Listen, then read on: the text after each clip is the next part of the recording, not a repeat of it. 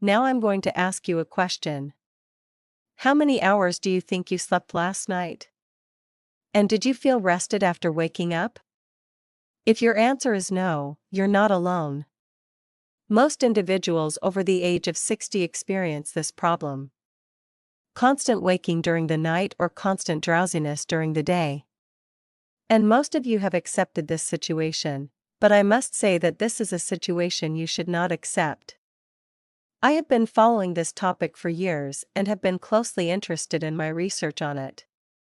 Today, I will tell you what you need to know about the sleep patterns of individuals over the age of 60. I recommend watching the video until the end. Because in the final part, I will provide information that most people overlook but is extremely important. If you're ready, let's begin. Sleep is not a uniform process, it progresses in stages throughout the night. Each stage includes both light sleep and deep sleep. In young adults, the deep sleep phase constitutes approximately 20% of total sleep, while in individuals over the age of 60, this percentage drops to 5% to 10%. Deep sleep is very important because the body's repair system activates during deep sleep. Growth hormone is released and the immune system strengthens. When deep sleep decreases, all these functions begin to malfunction. As we age, our biological clock shifts. You start going to bed earlier in the evening and waking up earlier in the morning. The medical term for this is sleep phase disorder. As we age, melatonin production begins to decrease, and as a result, falling asleep becomes more difficult and nighttime awakenings occur more frequently. All of these occurrences are actually changes and not a disease. How many hours of sleep should I get? I get this question a lot. Doctor, I sleep for 5 hours, is that enough? No, of course not. According to the joint guideline of the American Academy of Sleep Medicine and the Sleep Research Society, the recommended sleep duration for individuals over the age of 65 is 7 to 8 hours.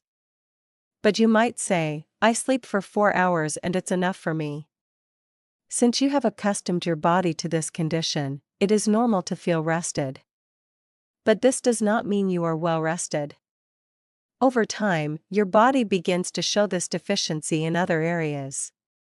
Low immunity, emotional fluctuations, and the onset of memory loss. On the other hand, sleeping for more than 9 hours is not a good thing. The best range is 7 to 8 hours. 7 mistakes that ruin sleep quality. Now, let's move on to the most important part, examining the mistakes that ruin sleep quality one by one. Error 1: Irregular sleep schedules. Going to bed at different times each night and waking up at varying times in the morning constantly disrupts your biological clock. Your body has difficulty determining when it needs to prepare for sleep. Melatonin secretion also becomes irregular. The best solution is to establish a fixed bedtime and wake-up time every day. It is important to maintain this routine on weekends as well. Deviating from these rules can negatively impact the entire week. Error 2: Long naps during the day. A long 2-hour nap in the afternoon carries the risk of disrupting nighttime sleep. This is due to the sleep pressure caused by adenosine, a substance that accumulates in the brain throughout the day. This pressure aids in transitioning into deep sleep at night. However, prolonged daytime napping reduces this pressure, preventing sufficient sleep pressure from building up at night and making it harder to fall asleep. It can be said that you don't need to completely abandon your afternoon nap, however, it is recommended to limit it to 20 to 30 minutes and not later than 3 p.m. Error 3: Caffeine in the evening. Caffeine is a substance that blocks adenosine receptors. In other words, it stops the sleep signal. The effect of caffeine in the body lasts approximately 5 to 7 hours. After the age of 60, the liver's function slows down, so this period may be longer. A tea or coffee you drink at 2 p.m. may still be affecting your body at 11 p.m. My recommendation: avoid caffeinated beverages after 1 p.m. This includes tea, coffee, cola, and energy drinks. Error 4: Screen exposure before bedtime. Phone, tablet, and television screens emit blue light. This blue light affects the brain's pineal gland, reducing melatonin production. I recommend stopping screen use 1 hour before bedtime. Instead, reading a book, listening to light music, or taking a short walk is much more beneficial. Error 5: Using the bedroom for different purposes. The brain is very sensitive to habits. Watching TV, checking your phone, or eating in bed begins to associate the bed with these stimuli. As a result, when you get into bed, your body has difficulty falling asleep. The bedroom should only be used for sleep. This is a simple but effective way to develop habits. Mistake 6: Eating heavily before bed. It is difficult to get quality sleep when the digestive system is working. Eating heavy, fatty, or spicy foods, especially within 2 hours of bedtime, both increases the risk of reflux and reduces sleep quality. The last meal should be eaten at least 2 to 3 hours before bedtime. Error 7: Using alcohol. There is a common misconception on this subject. It is said that I sleep better after drinking a glass of wine. True.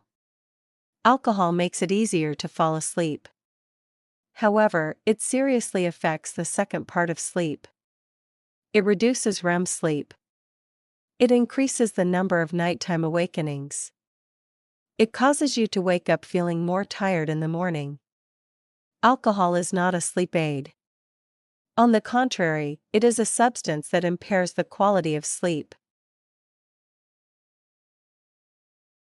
We discussed the problems. Now let's move on to the solutions. Method 1: Improve your sleep environment. The best room temperature for sleep is 18 to 20 degrees Celsius. The body lowers its core temperature during sleep. A warm room affects this condition. The room should be as dark as possible. Eye masks can be used for light-sensitive individuals. Sound is also important. Constant noise significantly affects sleep quality. Earplugs or white noise machines may help with this. Method 2: Establish a pre-sleep routine. Establishing a routine that involves repeating the same activities 30 to 60 minutes before bed signals the brain to prepare for sleep. Taking a warm shower first increases body temperature and then lowers it. This drop facilitates the transition into sleep. Light stretching exercises, calm music, or meditation may also be part of this routine. Method 3: Adequate movement throughout the day. Physical activity is one of the most powerful natural methods to improve sleep quality. Even a daily walk significantly increases deep sleep duration. But avoid intense exercise 2 to 3 hours before bedtime. Exercise can delay falling asleep because it increases cortisol and adrenaline levels. Method 4: Morning light exposure. I have mentioned this before. Exposure to natural light in the morning regulates the biological clock and increases melatonin production at night. Getting out on the balcony or taking a short walk within the first hour after waking up is very beneficial in this regard. Method 5: Keep worries out of bed. Many elderly patients report that their thoughts become uncontrollable while in bed. Health concerns, family problems, past regrets. There is an effective method to cope with these thoughts. Before going to bed, write down the unresolved problems from that day and the tasks to be completed tomorrow on a piece of paper.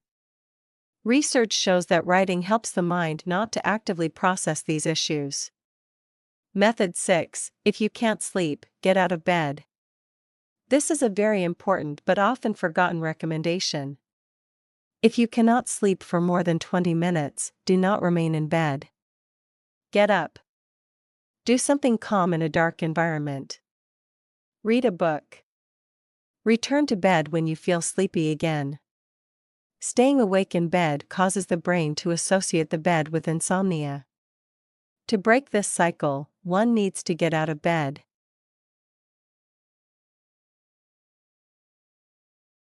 Regarding medication use, I specifically wanted to include this section because there is a situation I frequently encounter in my clinic.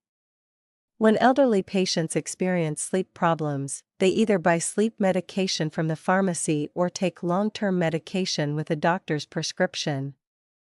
And over time, they become unable to sleep without these medications. What you need to know about sleep medications.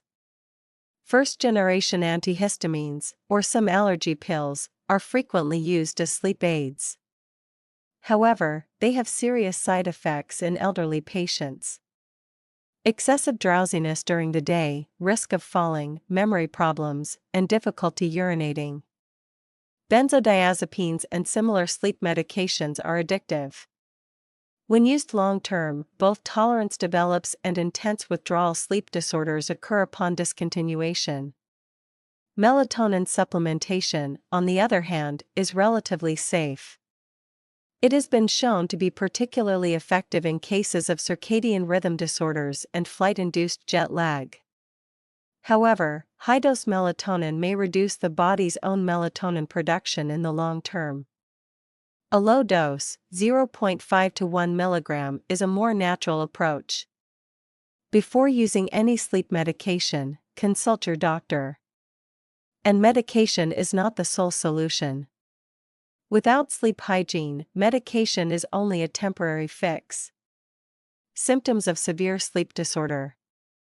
Now, I will explain the symptoms you should be aware of. These are conditions that go beyond simple sleep hygiene issues and require medical evaluation.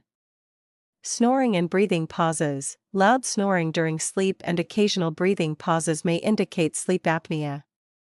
Sleep apnea is common in elderly people and carries serious cardiovascular risks. If your spouse or a relative reports that you stop breathing during sleep, be sure to consult a sleep clinic. Restless legs, an undefined discomfort in the legs at night, an urge to move, tingling. This could be restless legs syndrome. It may be related to iron deficiency or certain neurological conditions. It is a treatable condition. Excessive daytime sleepiness. If you feel excessively sleepy during the day despite getting enough sleep at night, this may be a symptom of narcolepsy, sleep apnea, or another sleep disorder. Movement during sleep. Movements such as screaming, kicking, or flailing arms while dreaming may be a sign of REM sleep behavior disorder. And this is considered an early symptom of some neurodegenerative diseases. It should be taken seriously. If you are experiencing any of these symptoms, please consult a neurologist or sleep specialist.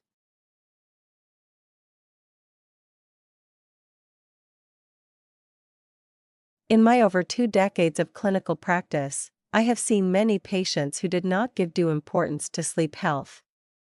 And I have observed that they paid the price for this neglect with their health over the years.